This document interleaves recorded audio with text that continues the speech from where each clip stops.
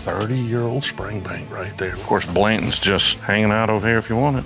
That Cellar Age bundle is very, very tempting. What in the world?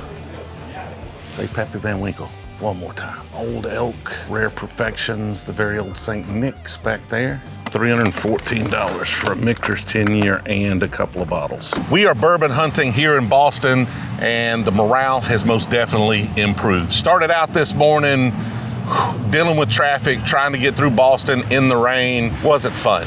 But despite the weather continuing to just be miserable drizzle all day long, we've had some good luck bourbon hunting thus far, and we are going to continue that hunt here today. So let's get started. This right here is Reading Liquors. It was not on our list of recommended stores to go to, but swing in and see what we can find. Eagle Rare up there, 59 bucks.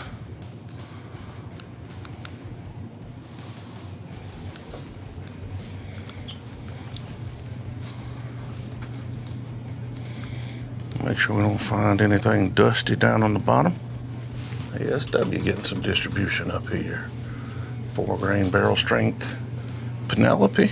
Always check the boxes. Y'all have seen some of these videos, us pull some rare stuff out of boxes. Don't really see anything very rare. I appreciate it, thank you. You got some good content, buddy. Thank you. Yeah. You've seen the content? Yeah, I've seen you once. That's what I. Yeah. Nice meeting you, man. It's nice. What was your name? My name's Harry. Harry, good to meet you, Harry. Yeah. Is this your store? No, it's my uncle's store. Yeah. Your uncle's store? Yeah. Okay. So do y'all have a big you have a big bourbon audience here? Not very much, but we used to have it. Yeah. Okay. We just started it. This store used to be a convenience store, but now it's a liquor store. We changed it. So the liquor's kind of new? Yeah. It's Gotcha. kind of new. So yeah. Do you get a lot of allocated products? Sometimes we used to have a lot of Blantons and all. We ran out of it. Okay. You know, right? The Fireball and all. Yeah. If you buy a lot of Fireball, you get the Blantons and all. Do you sell a lot of Fireball? Yeah, of course. Come on. Yeah, of course, yeah. So do you get a lot of the Buffalo Trace stuff, or? We used to have it before, but we are not getting it anymore. Not getting it lately? Because the bigger stores, they own a lot of stuff and all. Okay. So we don't get the stuff now. So when you do get it, do you just put it out behind the shelf here? Or? Yeah. We just keep on the top of the shelf Okay. so people can buy it. Awesome, man. Well, I appreciate it. Thank you. Man. Yes, sir. So we didn't end up scoring in there, but nice fella. Cool little store. Looks like they're just trying to get it started and having a hard time competing against the bigger stores. But let's keep this hunt rolling. The holidays are here, and I'm sure many of you want to know how to earn a $1,000 bonus. And of course, this is allocation season, which is the most popular time of the year for bourbon hunting. Now, while you're out searching for those unicorn bottles, you can really tell which stores are well stocked and run efficiently. And all of that begins with a point of sale system that prioritizes the customer experience. Bottle POS is an all-in-one point of sale solution specifically designed to cater to the needs of a liquor store. They've got inventory management features that eliminate paperwork and utilize AI and real-time data to show which products you may need more of and which products you could use a little promotion on, if you know what I mean. And that's because Bottle POS was actually created by a liquor store owner who understands the challenges of operating a liquor store. And that's why they've got so many features designed explicitly for this industry. And for a limited time, Bottle POS is running a referral promotion. If you refer a liquor store owner, they decide to go with Bottle POS, you'll receive a $1,000 bonus. And I'll let you in on a little secret. Liquor store owners can actually refer themselves as well. To get started, simply fill out the referral form at bottlepos.com/Brewzle, which is linked in the description and comment section of this video. Again, that's bottlepos.com/Brewzle. Now let's get back to that bourbon hunt. This little Toyota RAV4 right here, our second ever rental car. We had the Tucson out in Arizona. We got the RAV4 this time, all-wheel drive. We even took it off-roads. We went to the Tryon Cliffs and Lighthouse in Prince Edward Island, did a little off-roading in it. It did fine. Having fun with it so far, but I found its weakness. This thing sucks in the rain. These mirrors right here just hold all the water on them. You can see nothing. Dealing with Boston traffic, the rain and darkness last night made me want to drive this thing off a cliff. So I think I'll stick to my trucks. You know, it's getting us around. We're doing some bourbon hunting. Let's get back to that. And this right here is Gordon's Fine Wines and Liquors. Tons of stuff in here. Old Louisville's hanging out right there. Old Forester single barrel proofs right there. Don't see a price on them, but Whole peppers.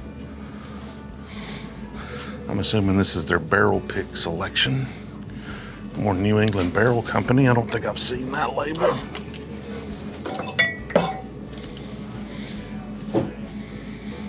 Some of my favorite bottles I have at home are some of these orange label bourbons. We haven't really been back to those too much lately, but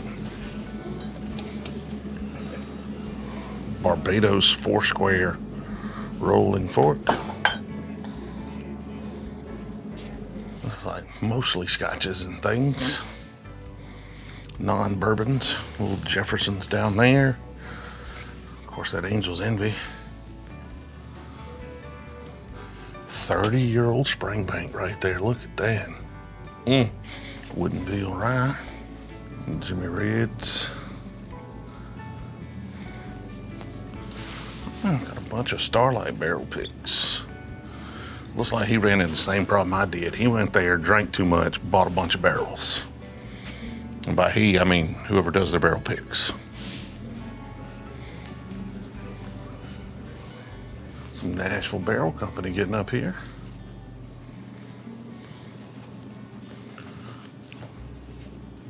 Four-year Willets. And again, I've talked about this one a little bit. I need a Leopold Brothers 3-chamber rye. This is actually pretty good. I've enjoyed this. I tried it at a bar the other night, but we've been doing a lot of research on different pot stills. Neely Family Distillery is going to be starting up their 3-chambered pot at some point in the near future. Leopold Brothers are the ones that brought back the 3-chambered pot. Most rye whiskey made in the U.S., at least in the Northeast, was made on a 3-chamber pot back 150 years ago. And there's interviews of different distilleries and things that talk about their 3-chambered pot. So Leopold Brothers found that, went and had a 3-chamber pot made. It makes an oily, viscous, just different type of whiskey. I've tried some stuff on it, but it was young rye whiskey, like a year and a half old. It was actually really good. I think it's Iron City Distilling, I believe, is who let me try their distillate. I need to try some of the older Leopold Brothers stuff. I just don't want it blended with Dickel. American whiskey.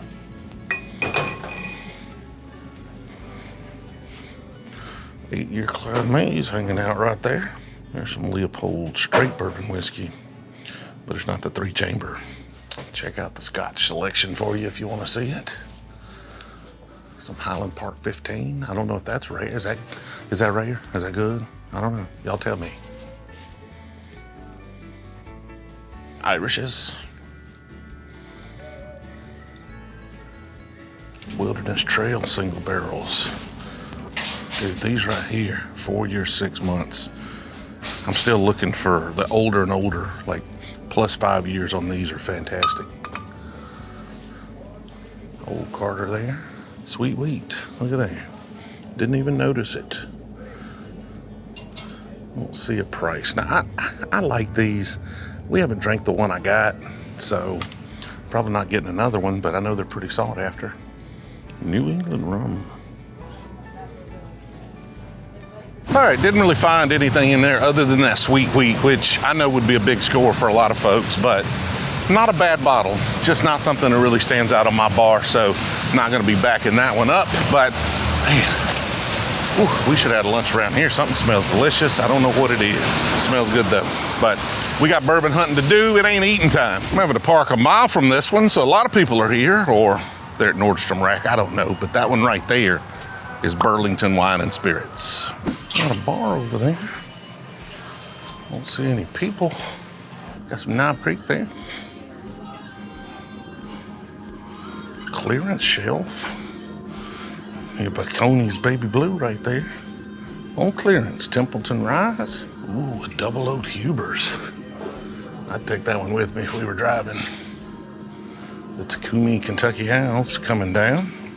Oh, look at there. Got your $179 for your old Granddad 16s right there. Another one I might take if I wasn't driving it back.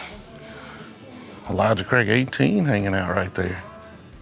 That looks like Takai Cash Penelope down there in that box, which we've already seen. Old Soul Tintype's getting some distribution up here. Barrel Decades. Straight out of Bardstown, 10-year-old Very Old St. Nick. River Roots. Mecha Godzilla. I don't know what that is. 10-year-old. I don't know. Their rye. We had an MGP rye from them that was really good. Little books hanging out. $51 for an Eagle Rare. Limit 2 per person. Some orphan barrels. Came at 18 sitting up there and a 17. Hey, how are you? How we doing? Not too bad, man. Just doing a little bourbon hunting. Oh, cool. Love to hear it. TJ. Oh, Kamara. Nice to meet you. Is this your store? My mom's store, technically, but Nice. she doesn't drink, so passes on to the sons, So which is my brother and I. So you make all the big decisions then? Yeah, all the fun decisions, that's for sure. Yeah, so single barrel program specifically is behind us here. We've got about 75 ongoing picks right now that we're selling through over the course of our probably 12, 13 years maybe that we've been doing it thus far. My brother and I would do all the picking, and then we have a kind of a close-knit kind of whiskey group as well that we kind of involve in all the sampling too, so that we're not just getting our palates, but obviously our end consumers' palates as well, to kind of see what they're interested in and what they're looking for, and if it hits or not, and obviously whether the price value ratio is worth it too. Anytime you buy a single barrel store pick from us, you get a raffle ticket, and then the raffle ticket goes into the whiskey raffle that happens every July and January at this point. And then if you get chosen, we'll save you a bottle of allocated item of your choice at the SRP, not your secondary pricing, of course. Awesome. We usually have about 150 to 200 different bottles in the raffle, and so it's been working well in terms of getting customers excited about our single barrel program, and then obviously kind of tying it into our raffle or red whiskey raffle program as well. We've got a lot more coming in this year as well, even though it's only 2 to 3 months left in the calendar year. Yeah. So very excited about that. So 75 plus barrels to choose from? Yeah, at this moment here. Yeah. So this corner here, this top row here as well. More on the way, of course. Also doing a lot of seminar events while we kick off each of our barrels. So usually we'll have somebody within the industry, if we do a barrel pick, to kind of either come up to our store, or somebody who's local already, do an event like a 1-hour masterclass and kind of kick off our picks. So for example, we just had Sagamore from last week come in and do a really fun Sagamore event. Our Russell's picks coming out in November, which is gonna be very popular, obviously. And so we've got a Wild Turkey seminar coming up in November as well to kind of launch that. Cool. Hopefully we'll be trying some specialty stuff, which we're gonna keep as mystery pours, so that when people try them, then we'll do the reveal. Yeah. Just because obviously people are gonna be hunting these bottles, and so it's always fun to see what their reaction is prior to actually knowing what it is, and then doing the reveal. It's like, oh, no, that's what it is. Any of these in particular really unique or different or interesting that you think people should know about? I definitely want to highlight Copper and Cask. That might be the brand that we've done the most barrels with thus far, because they're only about an hour and a half drive from here to Rhode Island. Okay. Is it all sourced? All sourced, so MGP, Kentucky, Canadian as well, depending on the mash bill and whatnot. Obviously, when you kind of go down to the warehouse, it's kind of a free-for-all in the sense. Obviously, if you have history with them as well, so it's like you kind of walk around, it's like, hey, what's that taste like? What's that taste like? So it's kind of like you're in a candy store, and then you kind of taste certain things, and then you've got your hitters and your misses, obviously. And so that's where the fun is, right? When you're doing a barrel selection. Most times we'll let them know kind of ahead of time what we're looking for specifically. So we love doing low yield barrels because first and foremost, we're having maybe like 60 to 90 bottles as opposed to like 240 bottles, for example.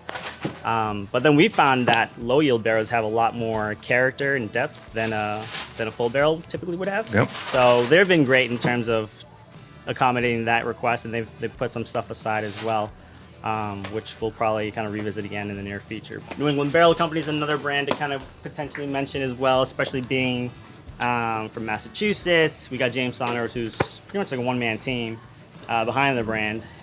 Also, again, sourcing, but he's doing blending as far as his core lineup with his 2 bourbons and his 2 ryes. He does tons of barrel picks, obviously, so whether you're a group, whether you're a retail, definitely check him out because he's based in Reading, Mass now. So maybe like 20 minutes from here. Right now we have 2 different offerings in terms of bourbons. One wheated bourbon from Tennessee, and then 2 ryes.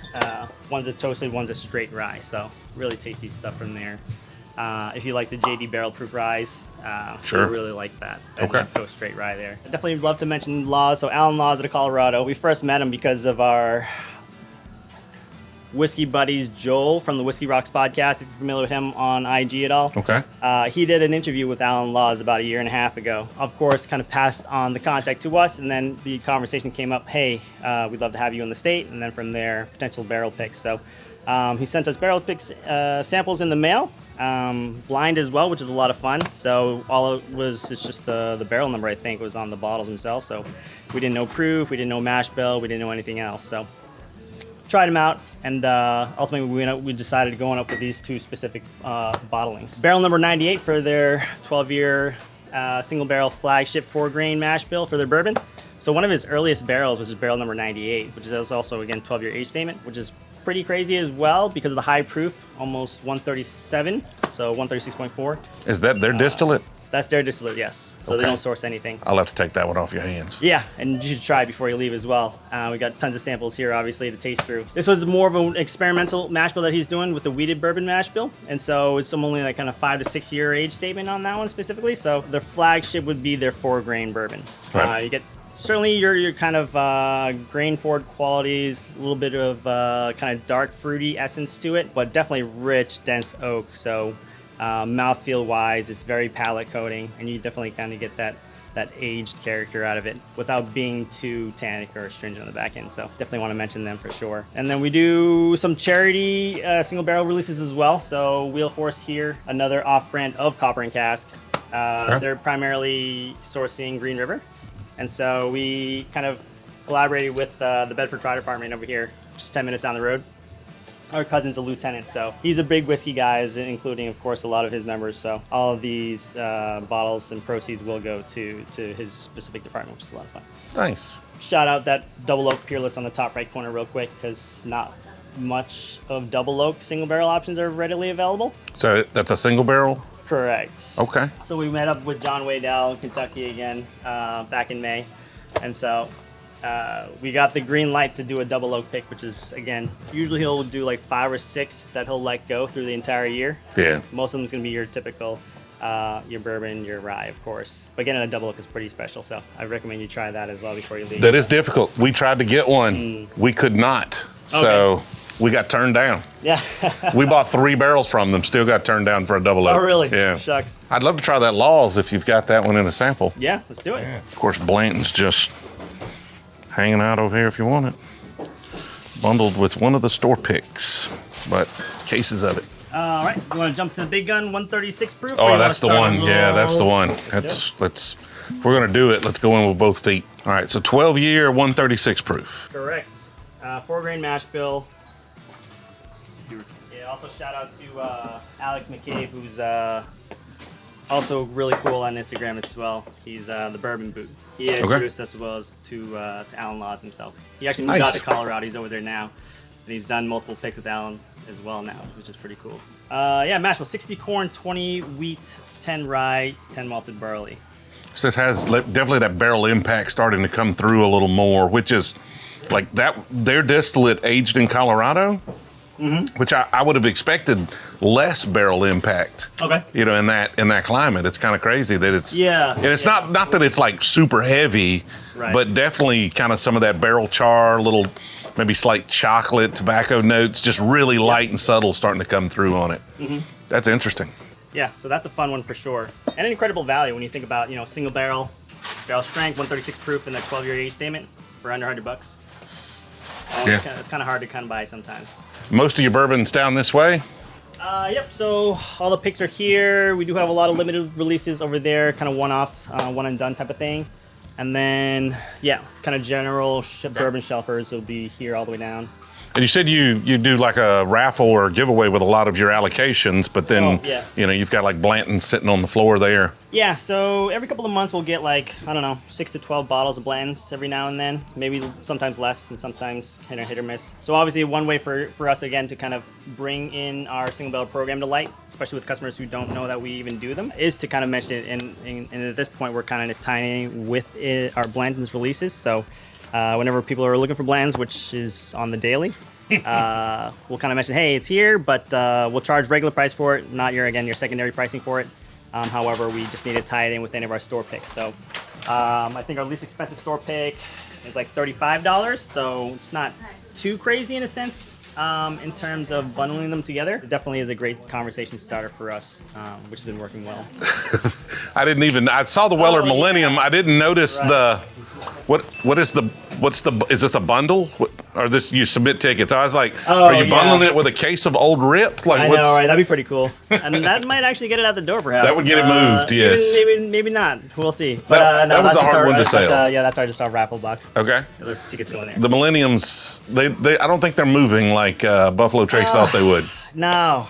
Obviously, for good reason. Nobody has just like 6 to 7 to 8K, just, pocket change willing to spend on a bottle, because obviously you can get so much more with that value. We'll find a way to kind of make it work. We've had some ideas about a raffle in terms of buying tickets to actually Somebody win it for less, or potentially just cracking it open and sharing with everybody. So we'll see how that works out. That's an option too. That's an expensive option, but it's an option. Yeah, that'll be a fun option. Check out the actual selection here, the normal stuff. 14-year-old Schoonover. Huge selection. Just keeps going. Of course, these benchmarks, hard to beat the value here with these things. $22, $26 for the single barrel. $16.99 for top floor. Give me a break. Wild Turkey 8 year, all of it. See? All of it. Of course, behind the counter looks like some old elk, rare perfections, the very old St. Nick's back there. 10-year Sagamores. What is this right here? Look at here. Michter's Barrel Strength Rise. Isn't it? Nope, that's not one. That's one. So they took their Barrel Strength Rise and they bundled them. There's a cellar aged and a maker's pick. Oh my goodness. Shank Sour Mash, Michter's Toasted Barrel Bourbon. So regular Michter's Toasted Barrel Finish right there. Look at that. Lord have mercy. $152. Massive Eagle Rare right here. Old Forester Rye. What do we got in? Michter's 10-year. $314 for a Michter's 10-year and a couple of bottles. Now you got to keep in mind, these Michter's 10 years, those things are $200 and something by themselves. So a bundle like that is not a bad deal at all. Another cellar aged bundle down there on the bottom. Michter's Barrel Strength Rye bundle down there. That cellar aged bundle is very, very tempting. The Michter's 10 bundle, also very tempting. If you watch the Indiana hunts, got a ton of Michter's Barrel Strength. I mean, I bought one, but I have a few bottles of it, or at least have had a few bottles of it. This Toasted Barrel is kind of hard to find here. It's only $152. I don't think these are marked up at all. They're not. Like, these are MSRP-ish. You just got to buy another bottle with it. Like, which ones do I want? Or which one do I want? We're gonna call somebody real quick. We're gonna meet up with Nate later. Let's ask him a question. Yeah, TJ, where you at? I'm west of Boston right now doing a little bourbon hunt. I had a quick question. Okay. Which do you think is better, Michter's 10 Rye or Maker's Mark Cellar Age? Ooh, I don't even know. I put them in the same category, but I mean, Well, if you had to pick one. Yeah, I'm gonna do the cellar age. All right, cool. That's all I needed to know, man. I appreciate it. All right, we're gonna get Uncle Nate a Maker's Mark Cellar Aged. We're gonna catch up with him in a video here soon, and we're gonna get him that bottle. Finally make it.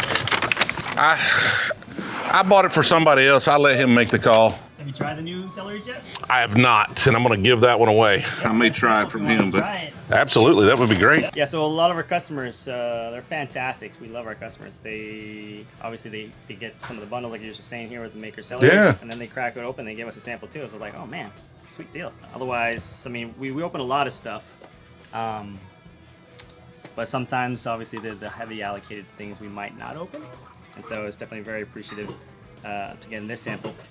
Shout out to Timo. Now I think this is the third release of Cellar Aged. Is that right? Yep. So 23 was the first. 24 and then 25. I don't know which one I have at home, but this one smells better than that one, that I remember that one. I tried this once. I do recall it being really good. Oh, I like that. Super rich oak, right? That's better than the one I have at home for sure. Okay. Hands down. Yeah. That's nice. Yeah. So That's painful giving that one away. Thank you. Appreciate it. Appreciate you sharing. Anytime, always. So obviously, a Maker's Mark cellar age, $200, $209.99. Not a bad price on that, I don't believe. I mean, not much of a markup on that. We're gonna give that one to Nate. I think he's going to enjoy it, but you better put out an APB because your boy is always pulling bottles. Is there any other bourbon hunter out there always pulling bottles like this?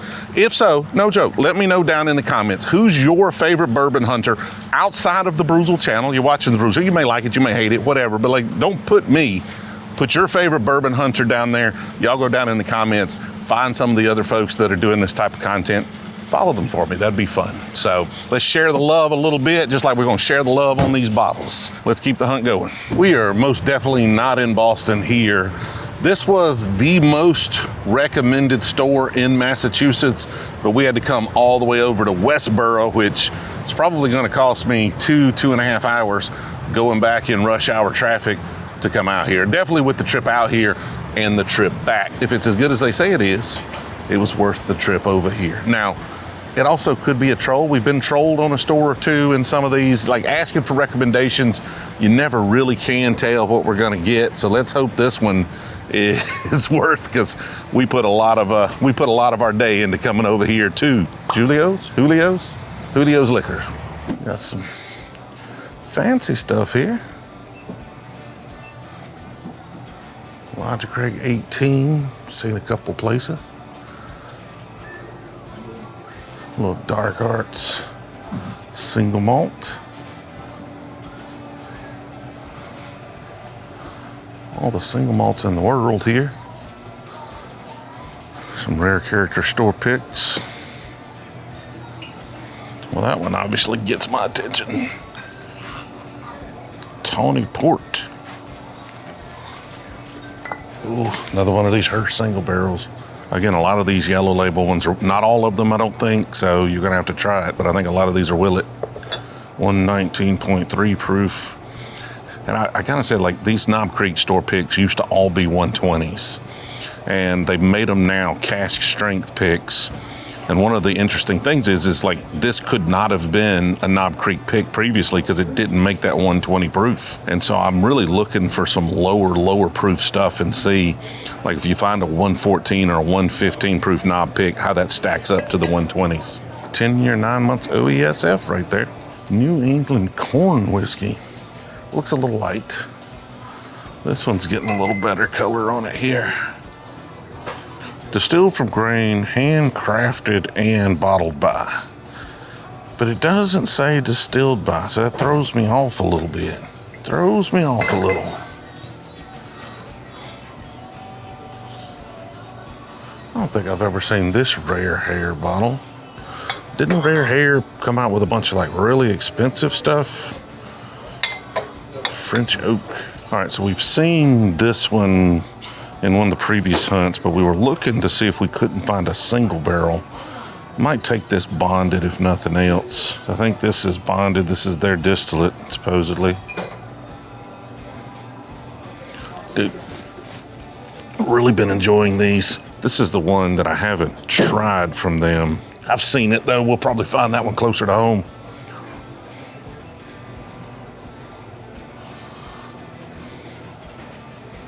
A lot of Blue Note up here. Also a lot of Old Forester single barrels. Old Fit 7s, just floor whiskey. Just not even, one of them's got the bag, one of them doesn't. Just not even worth getting out of the box. Just put it in the floor. Somebody will take it. Same for the pepper decanters. Yeah, you keep talking about that Wild Turkey 8, but there it is. Showing that it's obviously just a shelfer as they promised. Found North stuff. More turkey. Blue Velvet, 100% blue corn. Distilled, mashed, and bottled by them. Providence, Rhode Island. Another one of those I'd like to wait and see if we can find a single barrel when we're in Rhode Island, maybe, of that one. Definitely has my attention, but I want to try to find a little higher proof version of that. Another National Park Series right there. What in the world? Estate grown Nevada straight bourbon whiskey. This is Frey Ranch distillate. But like, why is it in a lost, like, how did they get a Frey Ranch barrel to bottle? And is this different than just a Frey Ranch? That's weird. Because I haven't seen any Frey in this state. Well, that throws me off. Weird. As far as I know, you can't go buy wholesale from Frey Ranch. I mean, maybe you can, but I don't think so. As fast as they're growing, I think they need all the barrels they've got. So that's unusual. Wonder how that came about. It's kind of cool because they got like Boulder, they got Starlight.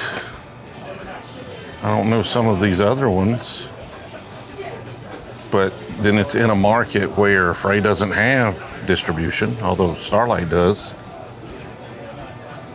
Interesting. Hey, how's it going? What can you tell me about that one right there? This one, Bottled in Bond. I actually really like their recipe. What's really cool about these guys here at Bully Boy, besides just being local boys, they actually put their recipe right on the label, which I love. And at Bottled in Bond, I just think it's a great, like, it stands up in a cocktail, which is really nice, but I like to drink it neat. And because of that, it still has like a lot of body to it. I think a higher corn recipe on theirs, if I remember correctly. I just want to double check, make sure I'm not lying. Yep, 61% corn on this one and 24% malted rye. So you still get a little bit of that kind of like, that spiciness. It's not like herbaceousness, but like that spiciness from the rye, which is really nice. So it's nice and balanced. But, thank you. Yeah, absolutely, man. So we're obviously bourbon hunting. We're looking for rare stuff, but rare can be allocated, but it also, you know, something local that we can't get back home. Sure. Any other like local things here that you think are worth exploring?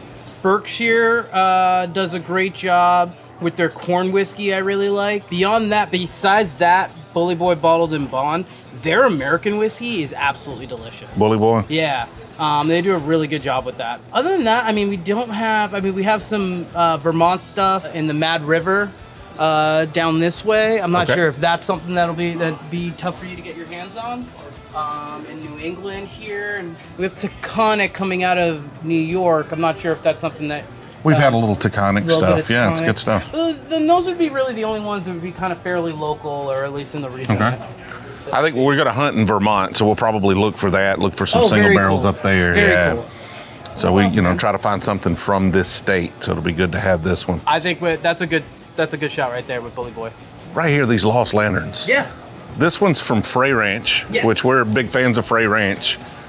But Frey Ranch, as far as I know, doesn't source barrels to anybody. So do you know what that is? So Lost Lantern, they're independent bottlers. Yeah. So they're basically what they were doing is they, as a group, they bought the barrel and they're able to put it out under their flag. So they somehow sourced a Frey barrel. Yeah. So much like Gordon MacPhail, Murray McDavid, they're getting like Scotch. These guys are doing it for American spirits. They have American single malts, ryes, and bourbons. I mean, I understand the concept. I just didn't know how they got a Frey barrel. Yeah, that's it. Frey's growing like crazy, so I didn't know you could source those barrels. Yeah. That's something. It's not in no distribution from the brand itself out here in this part of the country. With these guys getting it specifically from them and putting it under their banner. How do y'all typically handle allocated products here? So we have a customer loyalty program here. You get punches on a card depending on how much you spend on a bottle of whiskey. Once that's filled up, it's 16 slots on the card. Once that's filled up, you get what's called a hold card. You can put in for limited or allocated items. And as they come in, we go through those hold cards, and those people take preferential treatment. And we try to honor the people who are shopping here more regularly. Makes sense. Awesome. Thank you. Hey, of course, man. Yes, sir. Take care. Safe travels. Thank you. Good luck in Appreciate tomorrow, it. man. Yes, sir. Take care. Was a nice store. Some nice folks in there. Got this Bully Boy here that we looked at a couple of places and was hoping to find some barrel picks, but doesn't look like a barrel pick is going to be obtained. So went ahead and grabbed that bonded, and we've got that now. We interrupt your regularly scheduled bourbon hunt with Future Me because I was about to head out of town. I got to all the stores I had time to get to in my bourbon hunting journey, but I was told by multiple people, you can't come to Boston and not hunt Gary's. We are on our way out of town, but we're gonna stop by Gary's, put it in this video, just to see what everybody's talking about. Smells nice in here. $17.92, full proof for $45. Seeing a lot of rare character up here. See Magnus Cigar Blend in a few places. Say Pappy Van Winkle one more time. Marshmallow toast right there.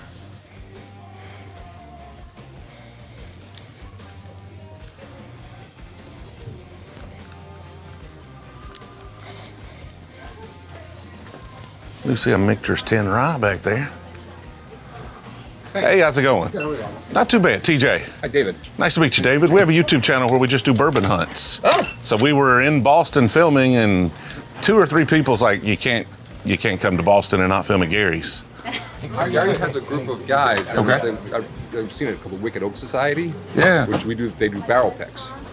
And Nice. all these, the companies will send them little samples, and then they'll all kind of try and vote, and that's how they pick barrels. And people really like their picks. Yeah. Awesome. So that's the claim to fame are the barrel picks here? Yeah. Ah, cool. Gary's been doing it for years. He actually, the guy who's the master distiller at Jack Daniel's right now, Gary met years ago when he was like a tour guide. Right. And he just became friends with him because he went down so many times. After a while, he's like, I can give the story. He's like, Chris, can we just hang out? He's like, yeah, just go up to them, let them go. So he just hang out with them. And then a few years ago, he became the master distiller. Yeah. So which was really cool. So That's awesome. He picked us a barrel once. So that was pretty cool. These were some of our barrel picks from Rare Character. I'm like, what And so like, these are tasted like Twinkies. So Gary had the labels made up. You know, Moses carrying them in 10 minutes, but having Twinkies. Carrying the Twinkies. Yeah, cool stuff like that. Is Gary here? No, he gets in around noon. Okay, so a little too early. Yeah. I understand. Well, some caribou crossing right there, not something you see every day. Yeah. He'll drop some stuff every now and again to get people's interest. Just kind of trickle some things out. Yeah. Awesome, well, thank you. Case over here with some Macallan 30 in it. Appreciate it. I'll try to find some time next time we're through to come by when Gary's here. Yeah, he does a lot of bourbon stuff. I understand. A lot of bourbon stuff. Well, I appreciate it. Thank you. All right, man, yes, have a sir. good day. Cool store, nice folks. Sounds like we just had bad timing, and that's part of the bourbon hunt, right? Like one of the reasons we're so successful is we hit a bunch of stores. Sometimes your timing's right, sometimes your timing's off. If Gary had been here, would have had a great conversation. There was a Michter's 10-year rye on the shelf there for like $220, which I don't think is a markup. I think that's roughly what those go for around here. So y'all correct me if I'm wrong. I think that's what I paid for the last one I bought. Well, that is it for bourbon hunting in Boston, Massachusetts, in and around Boston, Massachusetts. I know we hit the suburbs. Traffic was horrible. Driving in Boston is freaking awful. I wasn't gonna spend all day down there. It was stressful enough just getting out of town this morning. So if you're mad about us just hitting the suburbs, well, you just mad. Got a lot of bottles here, right? Might as well call this the Brewzle Sheriff's Department, man. Put out an APB because we are always pulling bottles. Got a Maker's Mark Cellar Aged here in the Boston area. Got a Weller Antique amongst several other goodies. Pulled a lot of local things as well. We're gonna give some nice gifts to Nate in a future video. So he's definitely getting that Maker's Mark Cellar Aged. We got to figure out how we're going to get all this stuff home. That's coming in a future video as well. We are pushing closer and closer to 1 million. We're blazing past 800,000 subscribers. Again, crazy number to even think about 1 million people. If you're not subscribed, help me get there. Hit that subscribe button. We have now done 41 different states as bourbon hunts, and we are not done. We're going to try to get to at least 45. And there's some conversations about canceling flights and maybe driving home and hitting 46 on this road trip. I don't know. It just too many bottles to even come close to flying home already. And we still got like 3 or 4 more days of flying. And I guess technically we're at 42. We're at 42 now because we did hit New Hampshire. So 42 states bourbon hunted. Check another one off. Appreciate y'all watching. See you in the next one. Join the Brewzle Club to connect with our community, enjoy additional content, and get early access to new releases. Join free today at brewzle.com/club. And thank you to all of our supporters because we couldn't do it without you.